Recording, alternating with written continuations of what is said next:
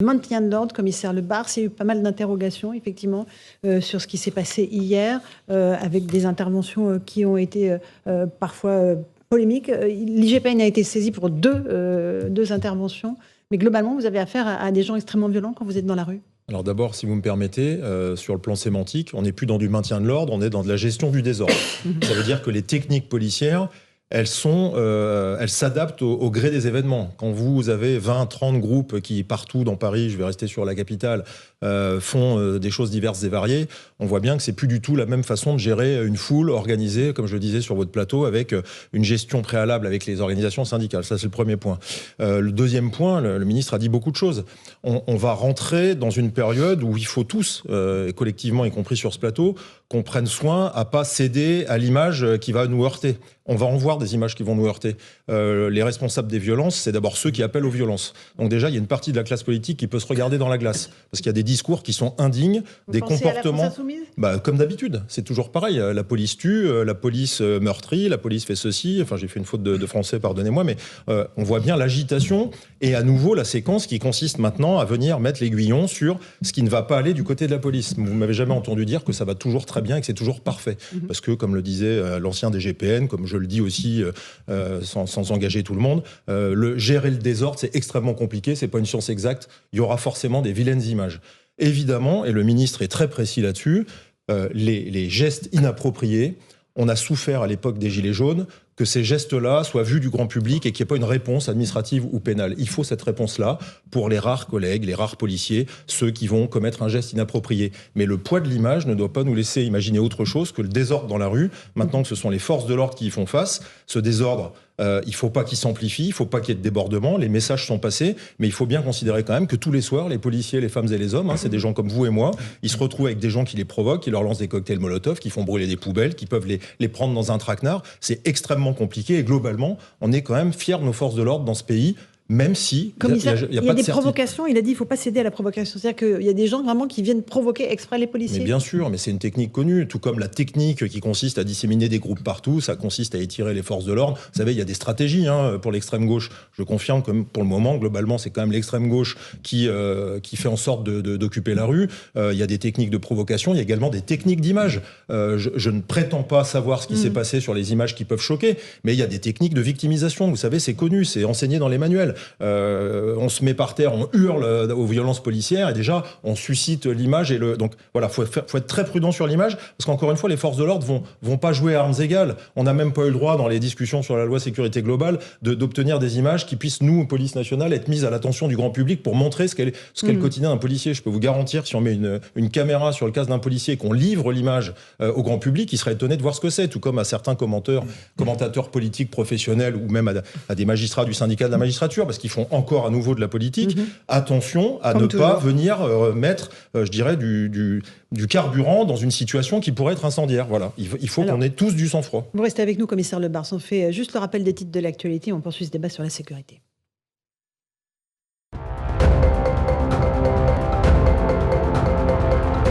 La RATP prévoit un trafic très perturbé ce jeudi, conséquence d'une nouvelle journée de mobilisation contre la réforme des retraites. Un RER sur 2 circulera sur les lignes A et B. Dans le métro, un train sur 2 ou 3 circulera en moyenne. De son côté, la SNCF communiquera ses prévisions mercredi. 45 000 bénévoles seront recrutés pour les Jeux Olympiques 2024. Un portail de candidature sera ouvert à partir du 22 mars. Pour candidater, il faut avoir 18 ans, parler le français ou l'anglais et être disponible 10 jours durant la compétition. Les volontaires auront un repas payé par jour et seront défrayés de leur transport. Et puis la Chine est pour un règlement pacifique du conflit en Ukraine. Le président Xi Jinping l'a fait savoir à son homologue russe Vladimir Poutine aujourd'hui. En visitant en Russie, il diffère de sa relation stratégique avec le Kremlin, une priorité. Il assure vouloir renforcer la coordination entre les deux pays. On va faire une toute petite pause. Merci Adrien Spiteri pour ce rappel des titres de l'actualité. On se retrouve sur Europe 1 et sur CNews. On reparlera de ce qu'a dit le ministre de l'Intérieur. J'ai vu que vous avez réagi, Julien Drey. Pierre-Henri Dumont, vous aurez aussi la parole. On parlera aussi de ce que peut dire Emmanuel Macron et surtout des réactions des Français. Qu'est-ce que vous en attendez de ce discours de demain ? Visiblement pas grand-chose. À tout de suite. Juste, on va réécouter Gérald Darmanin, ministre de l'Intérieur. Il dénonce la bordélisation dans les rues avec les manifestations. Écoutez-le. Donc oui, à la liberté de manifester, les policiers et les gendarmes, ils l'ont démontré, sont là pour encadrer ceux qui veulent manifester contre le gouvernement. Et ce sera le cas notamment jeudi, ce sera le cas de toutes les manifestations déclarées dans le cadre de notre état de droit, quels que soient ceux qui déclarent cette manifestation. Non au désordre, à la bordélisation, et je veux le dire à ceux qui veulent mettre le chaos en utilisant les policiers comme victimes de leur propre incurie. Et moi je crois qu'on pourrait tous avoir, me semble-t-il, un mot pour les policiers et gendarmes blessés, condamner les violences, et pour ceux qui le souhaitent, appeler à manifester contre la réforme des retraites. Ça me paraît tout à fait conforme au pacte républicain que nous menons avec les préfets de la République. Voilà pour Gérald Darmanin. Julien Drey, ça vous fait réagir? Il ne veut pas de bordélisation? Oui, j'emploie pas ces termes-là, moi. Surtout quand on est ministre, je pense que le vocabulaire français permet d'utiliser d'autres mots. C'est pas obligé de pouvoir donner le sentiment qu'on est populaire quand on emploie ces expressions-là. Personne ne souhaite le chahut. Personne ne souhaite les dégradations, personne ne souhaite les violences. Alors après, on peut grossir la place de l'extrême gauche. Je ne savais pas qu'il y avait autant de milliers de militants d'extrême gauche dans ce pays. Visiblement, c'est une découverte que je suis en train de faire. Parce que vu le nombre de ce que j'ai vu dans Paris hier et de ce que j'ai vu en province, l'extrême gauche, elle est énorme maintenant. Bon, donc c'est pas. Il y a certainement des militants d'extrême gauche qui croient que c'est, comme souvent d'ailleurs, dans ces mobilisations, que c'est le grand soir ou que c'est la préparation du grand soir. Mais derrière, je pense que si le gouvernement pense qu'avec une stratégie de tension, il va réussir à diviser l'opinion et à s'en sortir, il se trompe. Vous pensez que c'est le gouvernement qui organise les manifestations? Non, j'ai dit s'il pense qu'il y a maintenant une stratégie de tension, c'est-à-dire de faire qu'effectivement, il ne veut pas comprendre ce qui est en train de se passer. Ce qui est en train de se passer, c'est que les gens demandent le retrait de cette réforme. C'est simple, c'est net. Vous voyez, ça va être simple, retrait. Oui, mais a priori, c'est pas au programme. Oui, mais vous savez, j'ai vu plein de gouvernements qui, jusqu'à la dernière minute, pensaient qu'ils n'allaient pas retirer. Et puis, il y a un moment donné où ils se rendent compte que c'est plus possible. Pierre-Henri Dumont. Attendez, il y a deux difficultés dans ce que vient de dire Gérald Darmanin. La première, c'est que si on se réfère à l'expérience des Gilets jaunes, la stratégie du président de la République lors de la présente grave crise a été celle du pourrissement. Celle du pourrissement, et je rejoins ce que vient de dire Julien Drey. Pourquoi ? Pour se dresser en héros du camp de l'ordre et pour récupérer un électorat qui était un électorat, disons, plutôt de droite, plutôt âgé. D'ailleurs, c'est peut-être pour ça qui intervient demain midi ou aux 13h et non pas aux 20h, parce que c'est exactement la cible qu'il cherche à avoir. Donc, stratégie du pourrissement d'une part, et puis d'autre part, pourquoi est-ce qu'il y a ce type de manifestants ? Parce qu'il y a eu une prime à la violence qui a été donnée au cours du premier quinquennat. La prime à la violence lors des Gilets jaunes, lors des premières manifestations des Gilets jaunes, il y a eu très peu de chahut, pour reprendre les mots de Julien Drey. Mais par contre, quand il y avait eu le pillage des Champs-Élysées, quand il y a eu les dégradations à l'Arc de Triomphe, alors que le président de la République n'avait rien dit auparavant, n'avait même pas eu un mot pour les manifestants, là, il a déversé plus de milliards pour subvenir aux revendications de ces personnes. Quand il y a eu la question de Notre-Dame-des-Landes, de la construction de Notre-Dame-des-Landes, de cet aéroport à côté de Nantes, il y avait eu des décisions de justice, il y avait eu des décisions des élus, il y avait eu un référendum local qui avait eu lieu, et le président de la République avait décidé, contre toute la légitimité issue de ces 3 points que je viens de dire, de donner raison aux zadistes, aux Black Blocs, à ceux qui enfreignaient la loi. Et donc, comme il y a une prime à la violence, probablement qu'aujourd'hui, ce soir, demain soir, dans les rues, cette prime à la violence va à nouveau se faire voir. Commissaire Le Bars, ça veut dire que là, les policiers sont sous évidemment tension, parce que les manifestations ne vont pas s'arrêter. Il y en a une, on ira voir dans un instant du côté de République ce qui se passe. Mais ça va être des petites séquences extrêmement compliquées à gérer pour vous? C'est des petites séquences qui s'additionnent les unes derrière les autres. Si on sort un peu du prisme parisien, imaginez en province le peu d'effectifs qu'il peut y avoir qui fait que ceux du soir recommencent le lendemain matin, parce qu'il faut surveiller les mouvements, il faut être présent pour déceler ce qui peut se passer sur la voie publique. C'est tout un travail de répétition avec une usure physique et parfois une usure mentale, parce que quand le ministre évoque le fait de ne pas céder aux provocations, je vous garantis que sur le terrain, quand on se fait insulter toute la journée, c'est évident qu'il faut dire de ne pas céder aux provocations, mais quand il y a de l'intervention et que les provocations sont rentrées dans les esprits, il faut effectivement avoir beaucoup de sang-froid et beaucoup de recul pour ne pas prendre personnellement la petite musique de « Tout le monde déteste la police », qui est volontairement une petite musique qui vient polluer l'esprit de nos forces de l'ordre, qui doivent rester effectivement avec du sang-froid. Moi, j'ai fait du terrain, je ne serai pas celui qui donne des leçons, parce qu'on peut avoir des moments difficiles dans sa tête, même s'il ne faut pas les avoir, surtout qu'on en parle aussi parfois pas assez. dans ces manifestations, il y a des professionnels de l'image qui sont des professionnels de la provocation, mais ils ne sont pas professionnels du journalisme. Ils ont un casque, un masque de ski, un smartphone. Ils se prennent pour des reporters de rue qui doivent témoigner de je ne sais quel événement. Le seul truc qu'ils cherchent, en fait, c'est pas de témoigner d'un événement, c'est faire du buzz. Donc, quand les gens sont tous là à chercher du buzz, vous savez, vous le trouvez à un moment, le buzz. Hein, c'est pas très compliqué. Et parmi ces gens-là, il y en a qui se disent reporters, il y en a qui se disent street medic. Alors, évidemment, il y a des gens bien partout, mais il y a aussi des agitations très organisées. Donc, voilà, le message des jours à venir, c'est que si ça devait durer et prendre de l'ampleur, ce sera une sollicitation, pas de nouvelle hein, malheureusement, mais qui vient s'additionner aux autres pour des forces de l'ordre très très sollicitées. Il y a les manifestations du soir, il y a celle de jeudi qui est prévue avec l'intersyndicale, 12 000 policiers et gendarmes prévus sur l'ensemble du territoire, dont 5 000 à Paris. C'est un gros dispositif ou pas, commissaire ? Oui, parce que 5 000 à Paris, le ministre ne fait état que des forces mobiles, hein, c'est-à-dire CRS, gendarmes mobiles, ça veut dire 50 forces, ça veut dire la moitié de ce qui est disponible en France, rien qu'à Paris. Donc c'est évidemment le haut du curseur, c'est une présence massive, parce que viennent s'ajouter à ces policiers, gendarmes CRS ou gendarmes mobiles, tous les policiers de la préfecture de police de Paris, donc ça va être un énorme dispositif, mais on s'attend à une énorme manifestation. Hein. On est déjà sur des chiffres très hauts, ça sera affiné la veille, parce qu'il n'y a en général que la veille qu'on a une estimation à peu près fiable, mais ça, on s'attend à une très très grosse journée.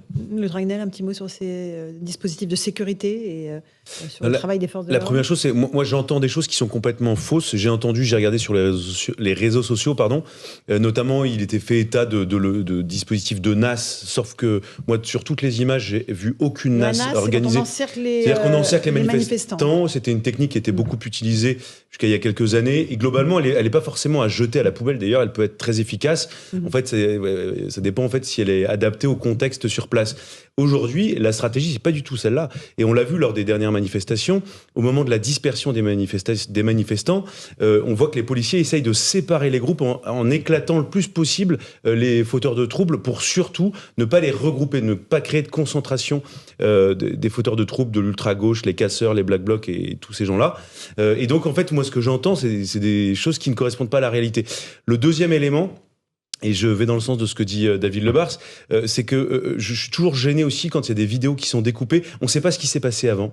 Nous, on est bien au chaud, assis sur notre fauteuil, sur un plateau de télévision. Pas des vidéos, mais c'est pas du tout un reproche. Mais même les gens qui regardent les vidéos sur Twitter ou qui regardent sur les réseaux sociaux, ils savent pas du tout ce qui s'est passé avant.